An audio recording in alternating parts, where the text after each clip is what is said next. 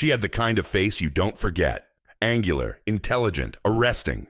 She walked into a room and it felt like a movie had just begun. But behind those eyes, Hollywood saw something it didn't know how to control. And that, more than any scandal or mistake, became her undoing.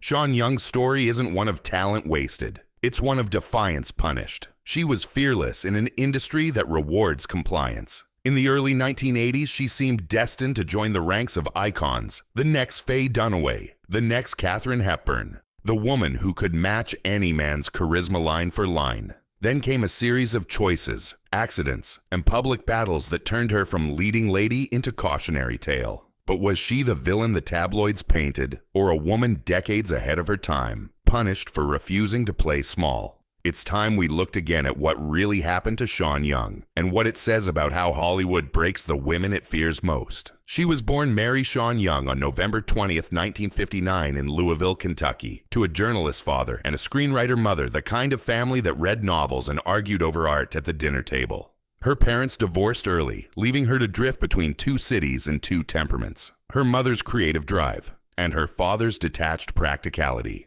She studied ballet, attended the Interlochen Arts Academy in Michigan, and after graduating from Cleveland Heights High, she headed straight for New York City. There, before anyone knew her name, she modeled for catalogs and print campaigns. In photographs, she already had that Blade Runner stare, poised yet distant, sensual yet armored. Modeling paid the rent, but acting was the target. She trained briefly under acting coach Stella Adler, and landed bit parts in commercials before landing her first film role in Jane Austen in Manhattan, 1980, directed by James Ivory.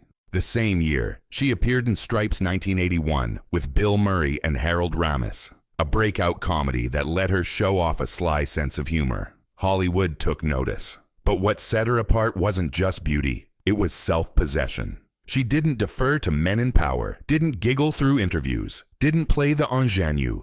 She had opinions, and in early 80s Hollywood, that was a liability. Even then, you could sense a clash coming between a woman who refused to be managed and a system built entirely on management. When Blade Runner came calling in 1982, it seemed like destiny. Ridley Scott cast her opposite Harrison Ford as Rachel, the enigmatic replicant with a noir soul. The role was demanding, iconic, and deeply controlled, much like Sean herself. The set, by many accounts, was grueling. According to production notes and later interviews, Scott's perfectionism bordered on obsession. He reportedly shot endless takes, fine-tuning every glance and line delivery. Young, then only 22, was learning on the job under one of the most exacting. Directors alive. Behind the camera, tension brewed. Some crew members later said Scott could be curt with her. Others said she resisted his micromanagement. Harrison Ford, years later, would describe the shoot as emotionally cold. Whatever the truth, Blade Runner immortalized her, the poised replicant in that cloud of cigarette smoke, haunted by the possibility that her memories weren't her own. Ironically, that image, the perfect artificial woman, became both her crown and her cage. Hollywood adored the mystery but didn't want the person behind it. When the film underperformed at the box office only to become a cult classic later, Sean was already pigeonholed. Too icy for rom-coms, too outspoken for studio politics, too unpredictable for comfort. Yet she kept working. No Way Out 1987 with Kevin Costner proved she could anchor a major hit. It should have sealed her status. Instead, it marked the beginning of her decline. By the late 80s, Sean Young had a reputation not for poor performance, but for being difficult. That word, vague yet lethal, clings to women like a curse. Reports of on-set clashes circulated. She allegedly argued with directors, corrected co-stars, refused to play by the unspoken rules. Some of it was exaggerated, some may have been true, but once the narrative sticks, Hollywood doesn't bother with nuance. Then came The Boost, 1988 with James Woods, a steamy, volatile film about addiction and self-destruction that blurred the line between fiction and reality. What happened after filming became front-page gossip. Woods filed a lawsuit accusing Young of harassment, claiming she'd sent threatening messages and bizarre objects. She denied everything, counter-accusing him of fabricating the story to humiliate her. The case was settled out of court, but the damage was done. Overnight, she became tabloid shorthand for unhinged actress. Was she really unstable, or simply refusing to shrink from a smear campaign? Biographers still disagree. Friends from that era recall her as passionate, outspoken, sometimes reckless, but fundamentally kind. Yet Hollywood had found its scapegoat. And in an era when men's misbehavior was often excused as genius, a woman's defiance was career suicide. In 1989, she got another chance, a high-profile audition for Tim Burton's Batman. She was cast as Vicky Vale, opposite Michael Keaton, but days before shooting, she fell off a horse during rehearsal and fractured her arm. The studio replaced her with Kim Basinger. Fate, it seemed, had taken a cruel turn. But Sean wasn't one to disappear quietly. 3 years later, when Batman Returns went into production, she wanted another shot, this time as Catwoman. Burton reportedly refused even to audition her. So in one of Hollywood's most infamous stunts, she made her own Catwoman costume and showed up uninvited at the Warner Brothers lot, prowling through offices demanding to see the director. "I'm Catwoman," she told a bemused TV crew, "and I want my part." The footage went viral before viral was even a concept. News stations ran it. Comedians mocked it, and the studio quietly locked its doors. For some, it was performance art. For others, proof she'd lost her mind. Sean later explained that it was tongue-in-cheek, a protest against being blacklisted. "I was making a point," she said. "If they think I'm crazy, fine, I'll give them crazy. But satire doesn't translate well in an industry allergic to embarrassment." After that, few major offers came. What do you do when Hollywood laughs at you? You laugh back, or you drown in silence. Sean tried both. Through the 1990s, she drifted through indie films and TV guest spots, always working, but never welcomed back to the A-list.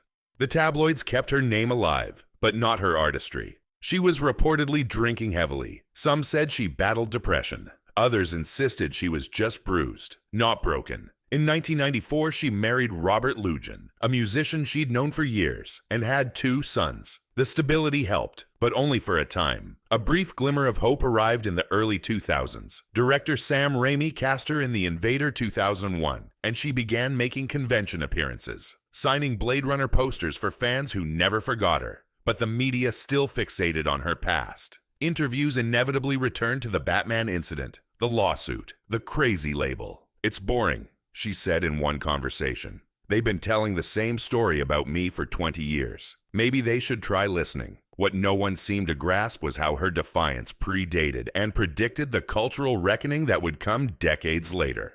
Long before the Me Too, she was naming power imbalances in rooms where women were expected to be silent. But timing is everything.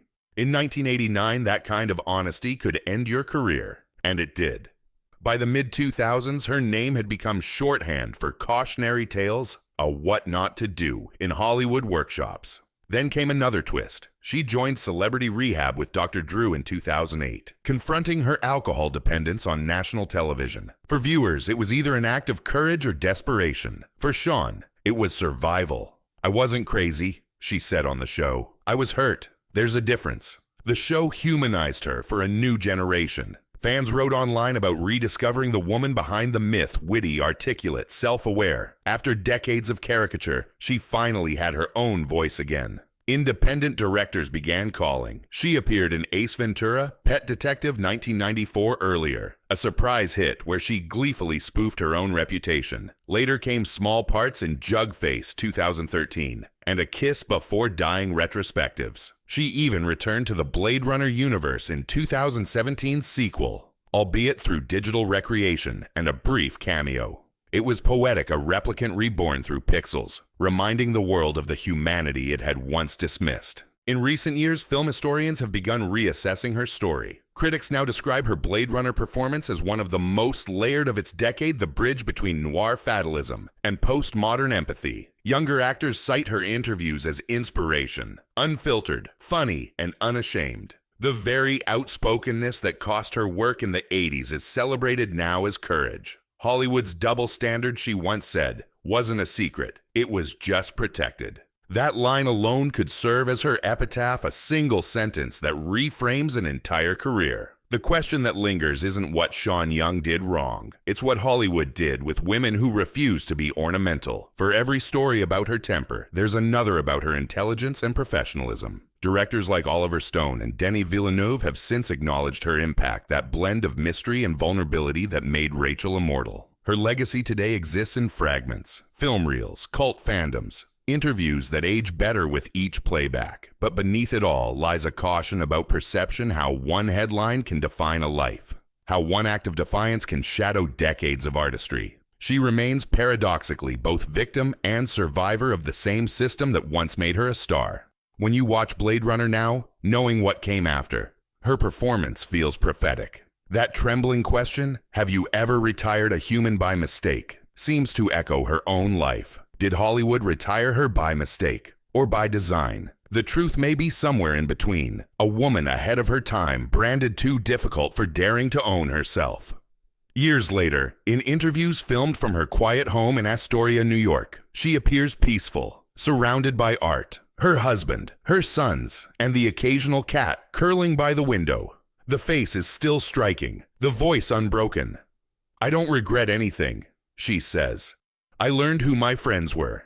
I learned that fame is a bad lover. But art isn't. Maybe that's the real ending. Not the fall, but the survival. Not the scandal, but the endurance." She once said she'd rather be remembered as interesting than nice. And she got her wish, though the cost was high. Sean Young's untold tragic story isn't about madness or exile. It's about integrity misread as instability and confidence mistaken for arrogance. She refused to be a mannequin. She demanded to be human. And in Hollywood, that's still the most dangerous role of all. If stories like this speak to you, the ones where the spotlight burns as much as it shines, stay with us. Because every legend, somewhere in the shadows, has a truth waiting to be seen.